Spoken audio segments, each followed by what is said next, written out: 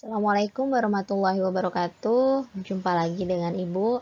Nah, di sini hari ini kita akan mempelajari tentang struktur atom dan juga sistem periodik unsur. Nah, tentunya kalian sudah belajar tentang atom ya di pelajaran SMP. Ya, sebelumnya kalian sudah belajar.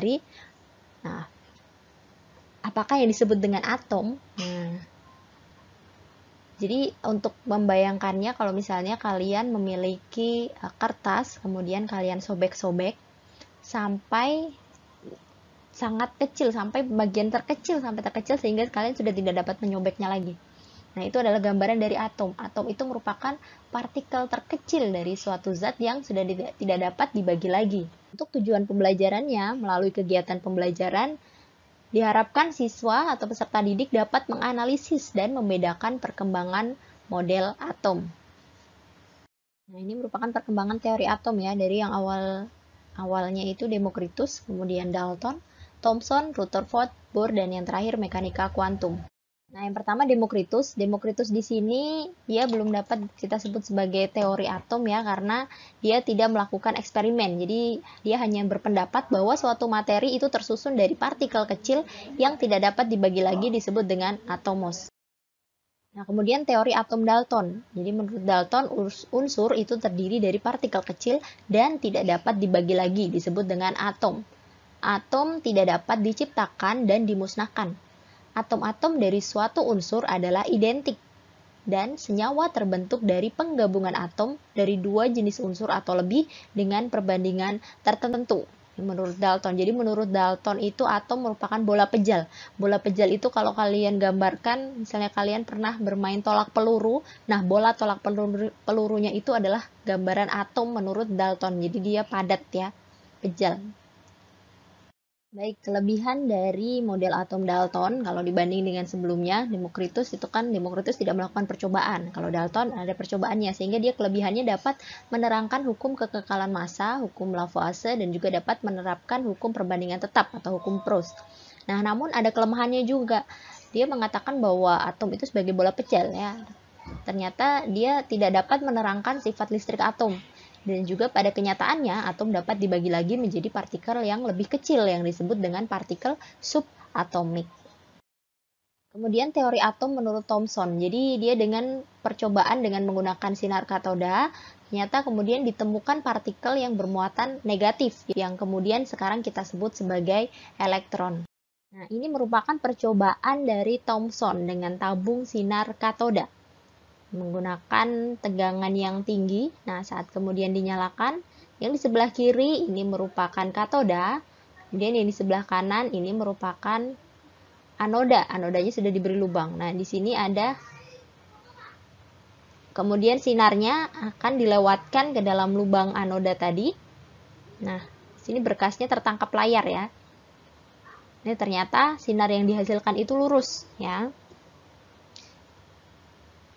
Jadi apabila tidak diberikan medan listrik maupun medan magnet, ternyata lurus. Nah, selanjutnya apabila kemudian diberikan medan magnet. Nah, di sini terlihat saat diberikan medan magnet yang selatan, ternyata kemudian berkasnya itu dia berbelok, menjauhi medan magnet. Nah, seperti ini. Kemudian saat diberikan, ini masih diberi medan magnet dengan kutub selatan ya. Selanjutnya apabila diberi medan magnet dengan kutub utara, ternyata sinarnya berbelok mendekati ya. Jadi seperti ini.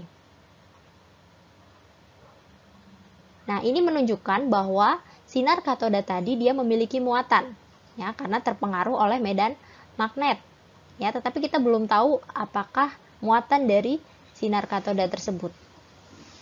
Nah, selanjutnya untuk lebih mengetahui, kemudian digunakanlah medan listrik untuk mengetahui apakah muatan yang terdapat dalam sinar katoda. Nah, setelah diberikan medan listrik, nah ternyata sinar katoda tersebut berbelok ke arah, nah, kutub atau medan listrik positif. Nah, berarti kalau dia berbeloknya ke arah positif, berarti sinar katoda tersebut bermuatan negatif. Nah, inilah kemudian menunjukkan bahwa ternyata sinar katoda itu memiliki muatan negatif atau yang disebut dengan. Nah, untuk teori atom Thomson, dia menyatakan bahwa atom merupakan bola pejal bermuatan positif. Ya, di dalam atom tersebar elektron seperti roti kismis dan atom tidak bermuatan alias netral. Nah, jadi maka kalau model atom Thomson itu lebih dikenal dengan model atom roti kismis. Jadi dia menggambarkannya bahwa atom itu merupakan bola pejal yang bermuatan positif, ya, muatannya positif dan ada elektron yang tersebar merata, ya, seperti kismis. Nah, dia mengatakannya seperti itu. Nah, untuk kelebihannya, kalau dari Thomson ini dia dapat menerangkan bahwa ada partikel lain yang lebih kecil dari atom yang disebut dengan partikel subatomik, ya. Jadi ada elektron-elektronnya. Kemudian dapat menerangkan sifat listrik atom, ya. Berarti kalau atom itu mempunyai sifat listrik berarti dia punya muatan positif dan negatif. Tetapi kelemahannya dia tidak dapat menerangkan fenomena penghamburan partikel alfa oleh selaput tipis emas yang dikemukakan oleh Rutherford. Ini kelemahannya. Untuk teori atom Rutherford, percobaan Rutherford itu menggunakan penembakan lempeng emas dengan sinar alfa. Ya, gambarnya seperti ini. Ya, ini merupakan percobaan dari Rutherford di mana dia menembakkan partikel alfa, sinar alfa ke lempeng tipis emas, ya. Di sini ada sumber sinar alfanya. Kemudian dia tembakkan. Nah, kita lihat di sini hasilnya. Ternyata sebagian besar itu dia diteruskan. Ya, ini kemudian ditangkap oleh detektor, ya. Nah, hanya sebagian kecil yang kemudian ada yang dibelokkan ataupun ada juga yang dipantulkan, ya, hanya sebagian kecil, ya. Ini reflektornya. Kemudian kita lihat dengan menggunakan mikroskop hasil dari tadi sinar alfanya. Ini jadi sebagian besar terlihat bahwa sinar alfanya itu dia diteruskan.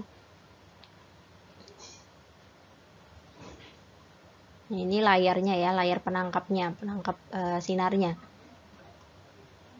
Nah, ternyata disimpulkan bahwa kalau kita perbesar lagi, ternyata alfa partikel atau partikel alfa yang ditembakkan, nah sebagian besar dia itu diteruskan. Kalau diteruskan berarti artinya dia melewati ruang kosong, ya, atau tidak menabrak sesuatu apapun itu. Jadi dia melewati ruang kosong. Nah, hanya kemudian sebagian yang sinar alfanya itu kemudian dibelokkan, atau ada juga yang sebagian kecil lagi yang dibantulkan. Nah, berarti sinar alfa tersebut sudah menabrak sesuatu, ya, yang kemudian kita kenal sebagai nukleus. Nah, jadi kesimpulannya di sini bahwa sebagian besar dalam atom itu adalah merupakan ruang kosong, ya. Hanya di tengahnya itu ada inti atom yang kita sebut inti atom atau nukleus, ya. Inilah penemuan dari Rutherford. Jadi teori atom menurut Rutherford itu atom tersusun dari inti atom yaitu proton dan juga neutron bermuatan positif dan elektron bermuatan negatif yang mengelilingi inti. Kemudian sebagian besar volume atom merupakan ruang kosong dan atom bersifat netral, artinya muatan positif dan muatan negatifnya itu berarti sama. Kelebihan dari teori atom Rutherford, dia dapat menerangkan fenomena penghamburan partikel alfa oleh selaput tipis emas. Kemudian mengemukakan keberadaan inti atom. Nah, ternyata inti atom itu bermuatan positif yang merupakan pusat dari massa atom. Tetapi kelemahannya dia bertentangan dengan teori elektron dinamika klasik, di mana suatu partikel bermuatan listrik apabila bergerak itu dia akan memancarkan energi. Jadi kan katanya elektronnya dia bergerak mengelilingi inti. Ya, kemudian elektron bermuatan negatif yang beredar mengelilingi inti akan kehilangan energi terus-menerus sehingga akhirnya akan membentuk lintasan spiral dan jatuh ke inti. Pada kenyataannya hal ini tidak terjadi. Elektron tetap stabil pada lintasannya. Ini di sini Rutherford belum bisa menjelaskan fenomena ini. Kemudian teori atom Bohr. Nah, ini Bohr menyatakan bahwa elektron mengelilingi inti atom pada lintasan tertentu yang stasioner yang disebut dengan kulit. Ya, jadi kan kalau tadi yang Rutherford itu kan kelemahannya dia tidak bisa menjelaskan kenapa elektron tidak jatuh ke inti, ya. Ini yang kemudian dijelaskan oleh Bohr bahwa elektron itu bergerak itu pada lintasan tertentu yang stasioner, sehingga dia tidak membutuhkan energi atau tidak menyerap maupun tidak memancarkan energi. Nah, baru apabila elektron itu berpindah lintasan, nah dia akan menyerap ataupun memancarkan energi. Jadi gambarnya seperti ini, yang di tengah itu merupakan inti atom, kemudian ada kulit pertama atau kulit K dengan 2 elektron, kemudian kulit kedua atau kulit L itu dengan 8 elektron, dan kulit ketiga atau kulit M dengan 18 elektron. Nah, di sini untuk kelebihannya dari model atom Bohr, nah itu dia dapat menjawab kelemahan dari model atom Rutherford dengan mengaplikasikan teori kuantum. Kemudian dapat menerapkan dengan jelas garis spektrum pancaran atau emisi atau serapan atau absorpsi dari atom hidrogen. Nah, tetapi kelemahannya terjadi penyimpangan untuk atom yang lebih besar dari hidrogen dan tidak dapat menerangkan efek Zeeman, yaitu spektrum atom yang lebih rumit apabila atom ditempatkan pada medan magnet. Yang terakhir ada model atom mekanika kuantum ya. Penemunya itu ada Louis de Broglie dengan dualisme partikelnya, kemudian Werner Karl Heisenberg dengan prinsip ketidakpastiannya, dan juga Erwin Schrödinger dengan persamaan fungsi gelombang. Nah, ini merupakan gambar model atom mekanika kuantum. Jadi ada inti atom, nah kemudian elektron itu tersebar seperti awan elektron ya. Jadi kita tidak bisa menentukan letak elektron secara pasti. Jadi posisi elektron dalam mengelilingi inti atom tidak dapat diketahui secara pasti. Kemudian ini prinsip dari ketidakpastian Heisenberg. Kemudian gerakan elektron dalam mengelilingi inti atom memiliki sifat dualisme. Nah, ini dualisme partikel oleh de Broglie.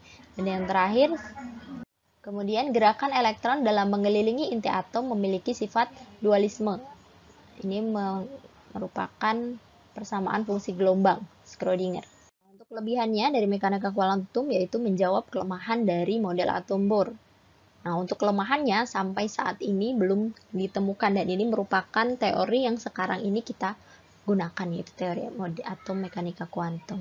Jadi di sini kita akan menjelaskan bahwa struktur atom itu di dalamnya terdapat elektron dan juga inti atom. Nah, inti atom ini sendiri di dalamnya itu terdapat proton dan juga neutron. Jadi dalam struktur dalam atom itu sebenarnya dia terdapat elektron, proton, dan neutron itu.